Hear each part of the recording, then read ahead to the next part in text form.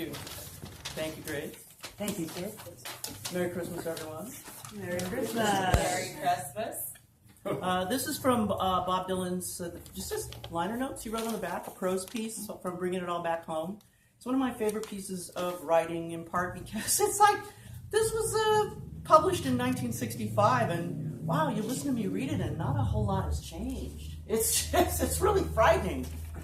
So, here we go. I don't really even think it has a title, it just has his name on it. I'm standing there watching the parade, feeling combination of Sleepy John Estes, Jane Mansfield, Humphrey Bogart, Mortimer Snurd, Murph the Surf, and so forth. Erotic hitchhiker wearing Japanese blanket gets my attention by asking, didn't he see me at this hootenanny down in Puerto Vallarta, Mexico? I say, no, you must be mistaken. I happen to be one of the Supremes. Then he rips off his blanket and suddenly becomes a middle-aged druggist up for district attorney. He starts screaming at me, you're the one! You're the one that's been causing all them riots over in Vietnam. Immediately turns to a bunch of people and says, if elected, he'll have me electrocuted publicly on the next 4th of July. I look around and all these people he's talking to are carrying blowtorches.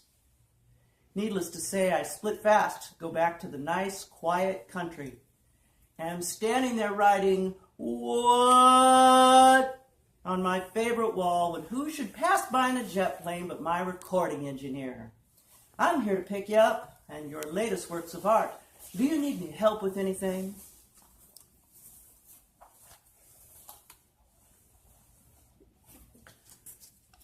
My songs are written with the kettle drum in mind.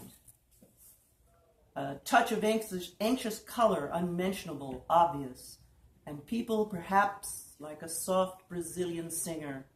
I have given up at making any attempt at perfection. The fact that the White House is filled with leaders that have never been to the Apollo Theater amazes me. Why Allen Ginsberg was not chosen to read poetry at the inauguration boggles my mind.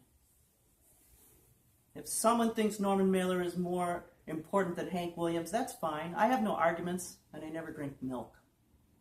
I would rather discuss harmonica holders than discuss Aztec anthropology, English literature, or the history of the United Nations. I accept chaos. I am not sure that it accepts me. I have known there's some people terrified of the bomb, but there are other people terrified to be seen carrying a Modern Screen magazine. Experience teaches that silence terrifies people the most. I am convinced that all souls have some superior to deal with, like the school system, an invisible circle of which no one can think without consulting someone.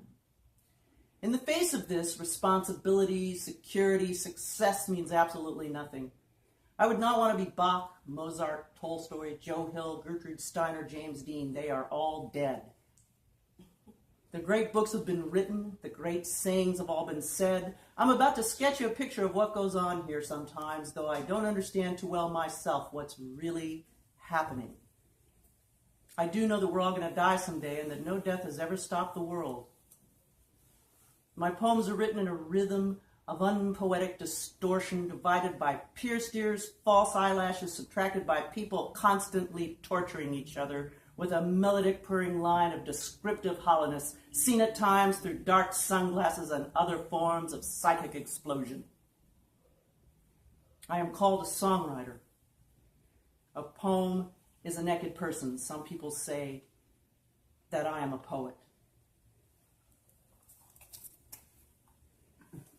And so I answer my recording engineer, well, yes, I could use some help getting this wall in the plane. Thank you.